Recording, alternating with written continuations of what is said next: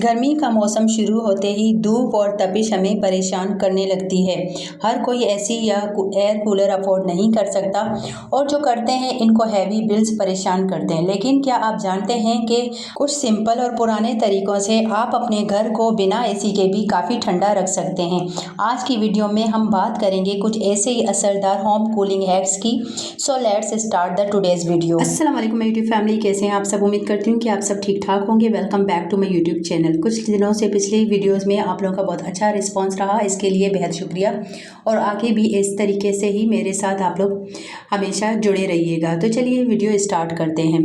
घर हमेशा हमारा गर्मियों में बहुत ज़्यादा गर्म रहता है, तो इसकी एक वजह यह है कि हम जो है वो बहुत ज़्यादा किचन में काम कर रहे होते हैं। और ये देखिए मैंने किचन में एक छोटा सा फ़ैन लगाया है, जो कि अभी मौसम ठीक था तो मैं यूज़ नहीं कर रही थी, काफ़ी गंदा हो गया था, तो इसको मैंने निकाल दिया कि इसको साफ़ कर दूँ, क्योंकि अब इतनी गर्मी है और स्पेशली जब हम कुकिंग की वीडियो वगैरह बनाते हैं तो बहुत ज़्यादा टाइम लगता है और वैसे भी कुकिंग के लिए किचन में खड़ा होना बहुत मुश्किल होता है। तो आप भी अगर अफोर्ड कर सकते हैं, मैनेज कर सकते हैं, तो इस तरीके का छोटा सा फ़ैन जो है वो अपने किचन में लगा दें, इससे आपको बहुत ज़्यादा सहूलत रहेगी। तो मैंने सोचा चलो पहले इसको निकाल के साफ़ कर देती हूँ।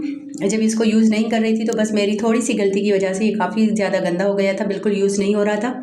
तो अभी मैंने सोचा पहले इसको क्लीन करते हैं, इसके बाद जो है वो इसको मैं यूज़ करूँगी, क्योंकि इतनी ज़्यादा गर्मी है और किचन में काम करना बहुत ही मुश्किल होता है बगैर इस फ़ैन के। तो ये मेरा बहुत ज़्यादा किचन में साथ देता है।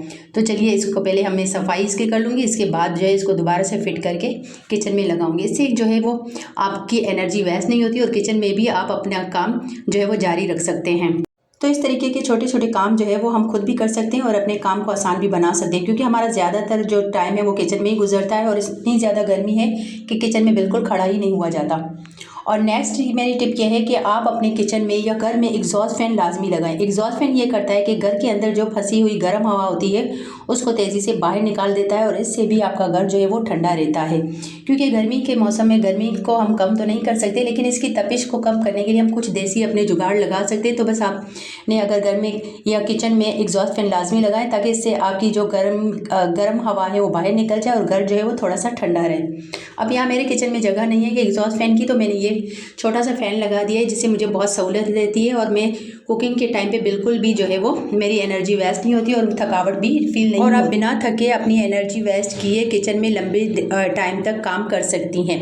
रूफ़ कूलिंग, अगर आप टॉप फ्लोर पर रहते हैं तो आपका घर बहुत ज़्यादा गर्म हो जाता होगा, क्योंकि ऊपर जो है बहुत ज़्यादा गर्मी पड़ रही होती है। आपने क्या करना है कि अपनी छत पर वाइट पेंट या सोलर रिफ्लेक्टिव पेंट, सफ़ेद चूना, लाइम वॉश वगैरह लगा लेना है। इससे धूप जो है रिफ्लेक्ट होती है और नीचे के कमरे तकरीबन 4 से 5 सेंटीग्रेड तक ठंडे हो सकते हैं। ये काम आपने लाजमी करवाना है ताकि आपका घर जो है वो हमेशा ठंडा रहे। और गर्मियों में घर को ठंडा रखने के लिए बिल्कुल लो कॉस्ट जो सबसे ज़्यादा टिप ज़रूरी है वो है कि आप डेली मॉपिंग करें। इससे भी आपका घर जो है वो ठंडा रहता है। जितना फर्श आपका ठंडा रहेगा, आपका घर, आपका कमरा उतना ही ज़्यादा जो है वो ठंडा रहेगा। कम से कम दिन में 2 बार मॉपिंग करें, ताकि इससे फर्श ठंडा रहे। फर्श के ठंडे होने से कमरा भी ठंडा रहता है और घर जो है वो पुरसुकून रहता है और ठंडक फील होती है।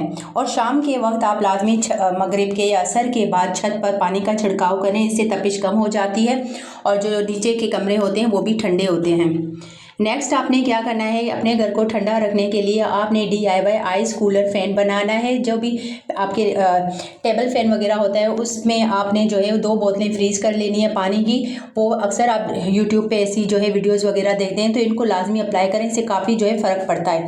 फ़ैन के साथ पिछली तरफ से बांध दें, तो इससे भी हवा ठंडी रहती है और घर जो है वो ठंडा रहता है। और ख़ास तौर पर वो घर जो आगे से खुले रहते हैं, जिनका सहन खुला होता है, उनमें बहुत ज़्यादा तपिश आ रही होती है, तो उसमें आप डेली पानी का छिड़काव सुबह शाम किया करें। और साथ ही कोई ऐसी बेडशीट वगैरह, कोई ऐसा मोटा खस वगैरह हो, वो जो है गीला करके आप अपने घर के आगे लगा दें या ऊपर से भी बांध दें, ताकि इससे भी जो है वो आपको ठंडक का एहसास रहेगा और गर्मी घर में कम आएगी। तो इससे तपिश भी कम होगी और आपको घर भी ठंडा फील होगा, क्योंकि ये बहुत ही लो कॉस्ट और बिल्कुल घर देसी जुगाड़ होते हैं, जो अगर हम करते हैं तो इससे हमारा घर भी ठंडा रहता है और गर्मी का एहसास कम होता है। बजाय ये कि हम ये सोचें कि हमारे पास एसी नहीं है, एयर कूलर नहीं है, आप इस तरीके के जो जुगाड़ है वो भी लगा सकते हैं, जिससे घर ठंडा रहता है और गर्मी का एहसास भी कम होता है। क्योंकि लोड शेडिंग इतनी ज़्यादा हो रही होती है, तो बिल्कुल भी मतलब इंसान खुद ही अपनी जो लिए कुछ जुगाड़ निकाल देता है कि किस तरीके से आपने घर को ठंडा रखना है। और किचन मैनेजमेंट, किचन का काम इस टाइम पे करें जब बहुत ज़्यादा धूप ना हो। जैसे कुकिंग की ज़्यादा अगर हैवी कुकिंग करनी है तो आप थोड़ा सा जो है अपनी प्लानिंग रात को कर लें, और या सुबह सवेरे ऐसी कुकिंग करें जिसमें आपको ज़्यादा टाइम लगता है। दोपहर में ज़्यादा चूल्हा जलाने से घर का टेम्परेचर और भी गर्म हो जाता है, तो कोशिश करें कि कम से कम मतलब आप चूल्हा जलाएं या ऐसी डिशेस बनाएं जो जल्दी से बन जाती हैं, ताकि आपका घर ठंडा रहे और बहुत ज़्यादा गर्मी घर में ना लगे। और घर में कुछ इंडोर प्लांट्स रखें ताकि इससे घर ठंडा रहता है। और एक्स्ट्रा लाइट्स वगैरह जो है वो ऑफ रखें, क्योंकि जितनी ज़्यादा लाइट्स चल रही होती हैं वो ऑन होती हैं, इससे भी हीटअप घर जो है वो हीटअप हो जाता है। और किचन अप्लाइंसेस जितनी हम चलाते हैं उससे भी हमारा घर जो है बहुत ज़्यादा जो है उसका दर्जे हरारत बढ़ जाता है। और किचन का काम हमेशा ऐसी प्लानिंग के साथ करें कि आपका काम जल्द अज जल्द हो जाए, क्योंकि काम में अगर हम किचन का काम देर तक चूल्हा जलाए रखते हैं तो इससे हमारा घर जो है पूरा घर जो है वो गर्म हो जाता है और बहुत ज़्यादा गर्मी लगने लगती है। तो आप कोशिश करें कि ऐसा खाना बनाएं जो जल्दी बन जाता है, या ज़्यादा अपना जो है पहले से ही मील प्रेप कर लिया करें, ताकि जो है वो आपका काम कम वक्त में हो जाए और ज़्यादा देर आपको भी चूल्हे के सामने खड़ा ना होना पड़े और आपकी कुकिंग भी जल्दी हो जाए और जो पूरा घर है वो भी डिस्टर्ब ना हो। क्योंकि बहुत ज़्यादा दोपहर में चूल्हा जलाने से गर्मी हो जाती है, लेकिन क्योंकि हांडी रोटी तो चलनी ही है, उसके बगैर तो गुजारा नहीं है।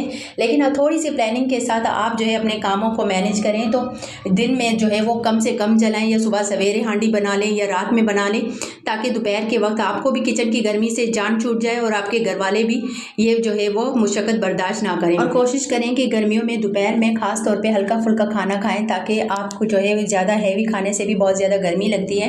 हल्का फुल्का खाना खाएं और अपनी हाइड्रेशन का पूरा ख्याल रखें। पानी ज़्यादा पिएं, नींबू पानी का इस्तेमाल करें, कच्ची लस्सी का इस्तेमाल करें, ताकि गर्मी ज़्यादा ना लगे और आपकी बॉडी डिहाइड्रेट ना हो। तो बस ये कुछ टिप्स होती हैं जिनसे जो है हम गर्मी से छुटकारा हासिल कर सकते हैं और अपने घर को भी ठंडा रख सकते हैं।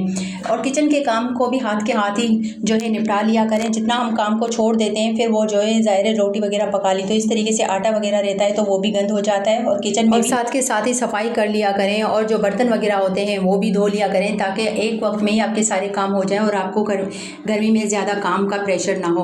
और साथ ही कोई बर्फ़ का बाउल है या इस तरीके से डोंगे वगैरह में बर्फ़ निकाल के वो भी अपने रूम में रख सकते हैं। इससे भी कमरे का जो टेम्परेचर होता है वो काफ़ी हद तक कूल हो जाता है और जो हवा होती है वो ठंडी हो जाती है। आई होप ये वीडियो आप लोगों को पसंद आई होगी। अगर पसंद आई तो लाइक करें, शेयर करें और मेरे चैनल को ज़रूर सब्सक्राइब करें, और मुझे कमेंट करके ज़रूर बताइएगा कि आप लोगों को मेरी वीडियोज़ कैसी लग रही हैं और नेक्स्ट मैं किस टॉपिक पर वीडियो बनाऊँ। मिलते हैं इस तरीके की और नई वीडियोज़ के साथ, तब तक के लिए अल्लाह हाफिज़, और दुआ में ज़रूर याद रखिएगा। अल्लाह हाफिज़।